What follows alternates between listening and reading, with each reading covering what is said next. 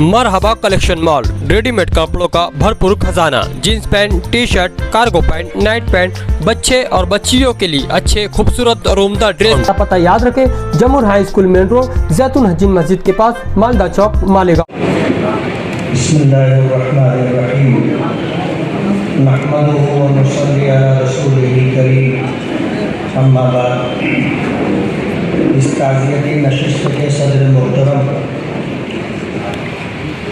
शेख रशीद साहब के बड़े भाई हाजी रफ़ीक साहब, दो छोटे भाई हाजी जलील अहमद, अकील अहमद, साहबजादान में शेख आसिफ साहब, खालिद हाजी, मलिक, रिजवान, अब्दुल वहाब,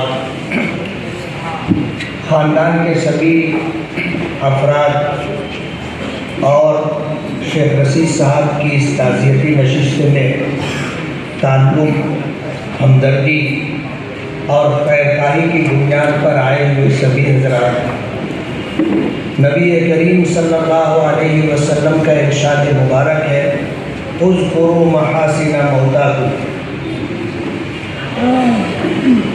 जाने वालों की खूबियाँ बयान किया। नबी करीम सल्लल्लाहु अलैहि वसल्लम के मुताल्लिक़ मेरा भी और हर मुसलमान का ये अक़ीदा है कि आपने ये फरमाया कि ऊतीतु इल्मल अव्वलीन वल आखिरीन, कि अल्लाह ताला ने मुझे अव्वलीन और आखिरीन के उलूम अता फरमाए।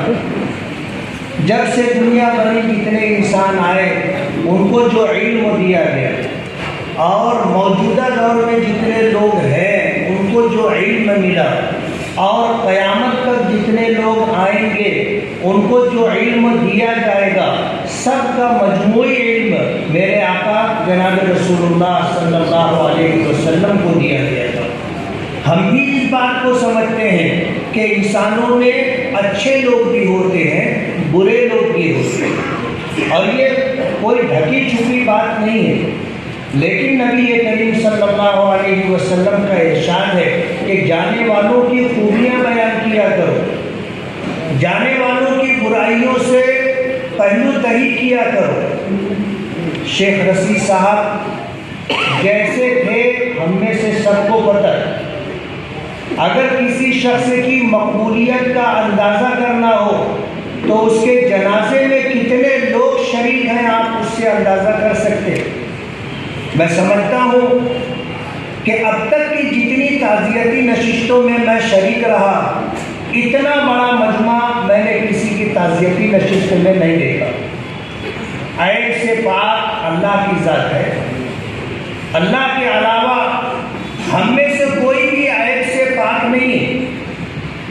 शेख रशीद साहब के ताल्लुक़ से उन लोगों ने जिन्होंने उनको करीब से देखा, जिनका कभी उनसे साबका पड़ा, कभी मुसीबत, ज़रूरत और मजबूरी के तहत कभी किसी ने उनसे मुलाकात की, तो उनका जो रवैया रहा और उनका जो सलूक मिलने वालों से रहा, आप सभी के सामने बहुत सारे लोगों ने ये बात रखी।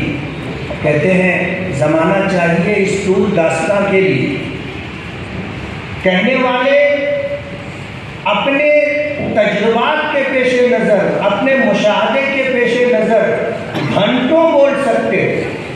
सभी लोगों ने इस बात का सराहतन या इशारतन तस्करा किया।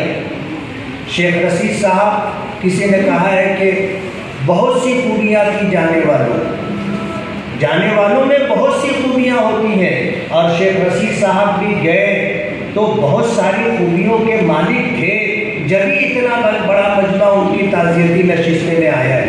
किसी ने कहा है कि मौत का भी इलाज हो शायद, मौत का भी इलाज हो शायद, ज़िंदगी का कोई इलाज नहीं।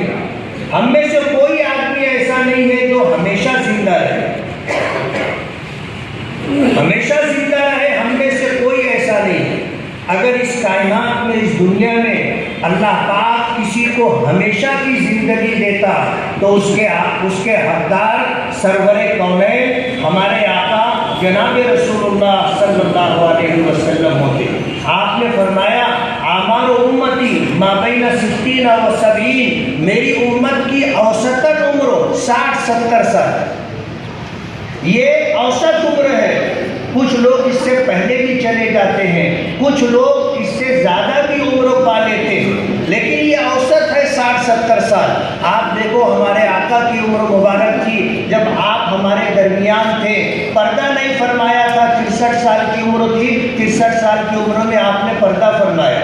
हज़रत अबू बकर की उम्र 63 साल थी, हज़रत उमर की उम्र 63 साल थी, हज़रत उस्मान गनी रज़ी अल्लाह तआला अन्हु की उम्र 82 साल थी।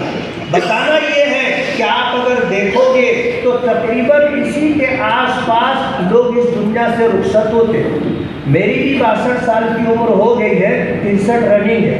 जिंदगी के आखिरी पायदान पर आती, जिंदगी के आखिरी पायदान पर हम में से कब किसका बुलाना आ जाए कोई नहीं जानता, लेकिन जो लोग इस दुनिया में आए हैं उन्हें जाना है, हर हाल में जाना है, और जाने वाले के साथ उसकी खूबियाँ जाती हैं, जाने वालों के साथ उनके आमाल जाते हैं।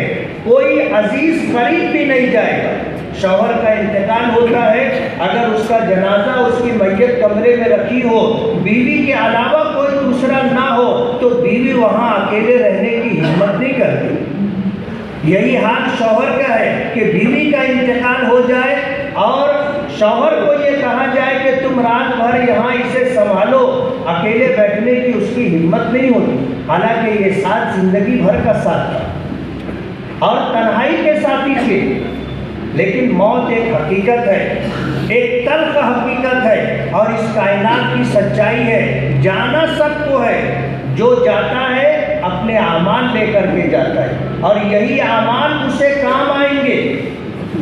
इबादत का ताल्लुक अल्लाह रब्बुल आलमीन से, उसमें अगर कमी बेशी है अल्लाह के रहीम व करीम ज़ात से उम्मीद है अल्लाह पाक दरगुजर का मामला फरमाएंगे। लेकिन खिदमत एक ऐसा अमल है कि हमारे आका ने फरमाया खैरुन नास मन यनफउन नास, तुम में सबसे बेहतर शख्स वो है जो लोगों की नफ़ा रसानी का काम करे। शेख रशीद साहब में बहुत सी खूबियाँ थी। यहाँ शायद साबिर टेलर साहब बैठे होंगे, उन्होंने मुझे एक वाक़या सुनाया था। एक वाक़या सुनाया था कि एक गरीब आदमी था, उसकी बेटी की शादी का मसला था। ये उस मजलिस में मौजूद थे। उस शख्स ने आकर के तस्करा किया, शेख रशीद साहब ने 50,000 रुपये मंगवा करके अपने हाथ से उस गरीब शख्स को दिया। ये मामूली बात नहीं है। आज देने के लिए लोग 200-400 रुपया दे करके जान छुड़ाने की कोशिश करते हैं। इतनी बड़ी रकम देना ये उनका मामूल रहा होगा जब ही उन्होंने दिया, और अगर आदमी का मामूल ना हो तो आदमी इतनी बड़ी रकम नहीं ले सकता। शेख रशीद साहब ने बहुत सी खूबियाँ दी। आज इस वक्त जितने लोग मौजूद हैं जिन्होंने कहा और बहुत मुख्तसर कहने की उन्हें ताकीद की गई थी, फिर भी उन्होंने कुछ न कुछ बात रखी है। 2 मिनट में 1 मिनट में ताज़ियत नहीं होती। 1-2 मिनट में तो हम यही कह सकते हैं कि मरहूम के तमाम भाई बरादरान, मरहूम के तमाम साहबजान और ख़ानदान के लोगों को हम ताज़ियत मसनूना पेश करते हैं। लेकिन जाने वालों के पीछे जो लोग जाने वालों की खूबियाँ बयान करते हैं, ये जाने वाले के लिए सनद का दर्जा रखती है।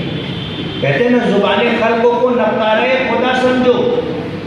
मखलूक खुदा अगर किसी के बारे में ये बात कहती है कि ये अच्छा आदमी था तो उसे मान लेना चाहिए।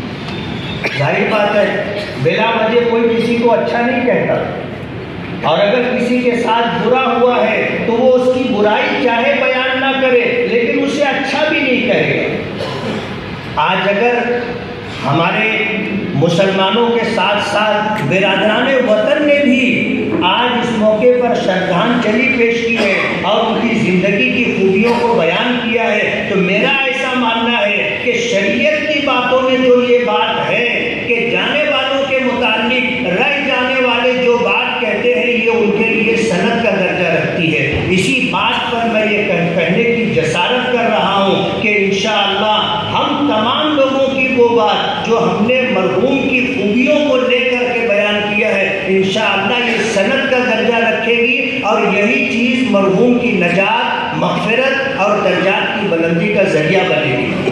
نبی کریم صلی اللہ علیہ وسلم سے بڑھ کر کے اس دنیا میں کسی کی ذات نہیں، لیکن ایک وقت آیا موت کا فرشتہ روح قبض کرنے کے لیے آیا، اللہ پاک کی طرف سے حکم تھا دروازے پر کھڑے ہو کر کے سلام کرنا، سلام کا جواب ملے گا، آگے کی بات کہنا۔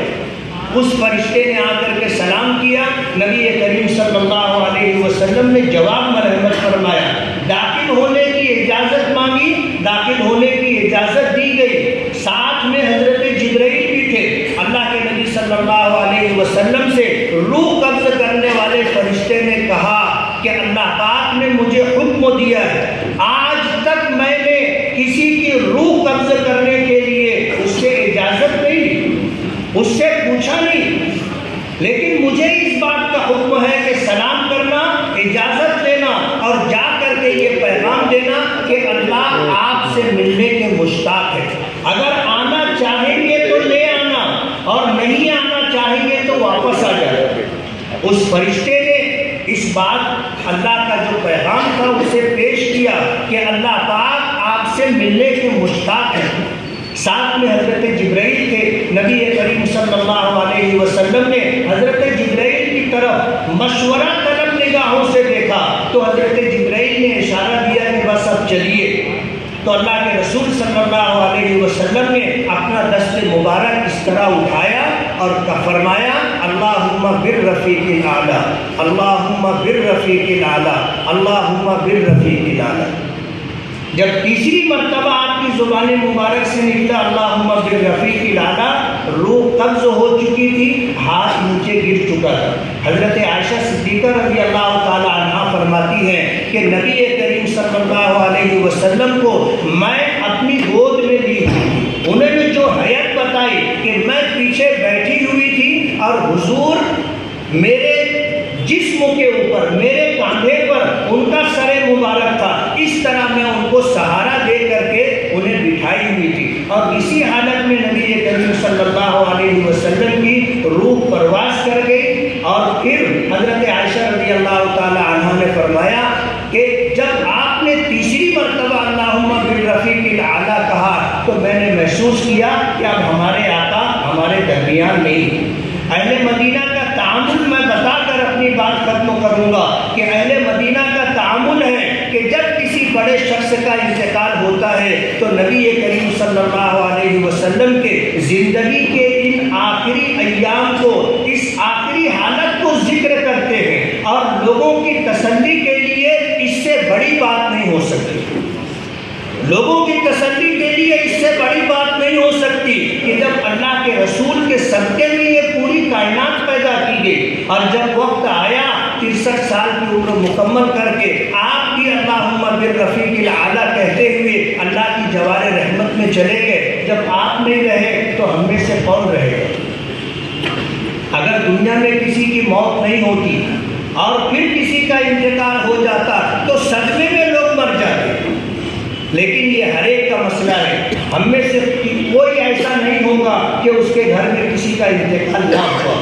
ہمارے جتنے آباء و اجداد تھے جو عمر لے کر کے آئے تھے، اس عمر کو گزار کر اللہ کی جوار رحمت میں چلے گئے۔ شیخ رشید صاحب کو اللہ نے جو عمر عطا کی تھی اسے گزار کر کے اللہ کی جوار رحمت میں چلے گئے۔ میں اپنی طرف سے اہلیان شہر کی طرف سے شیخ رشید صاحب کے خانوادے، شیخ شفیع صاحب کے خانوادے، ان کی خدمت میں تعزیت مسنونہ پیش کرتا ہوں، دعا کرتا ہوں کہ اللہ تعالیٰ مرحوم کی بال بال مغفرت فرمائے، درجات کو بلند فرمائے، ان کی زندگی کی ساری نیکیوں کو اللہ شرف قبولیت عطا فرمائے، جانے انجانے میں جو کوتاہیاں ہو گئی ہوں اللہ تعالیٰ درگزر کا معاملہ فرمائے، اور خاندان کے سبھی چھوٹے بڑے افراد کو اللہ تعالیٰ صبر جمیل عطا فرمائے۔ وآخر دعوانا ان الحمد للہ رب العالمین۔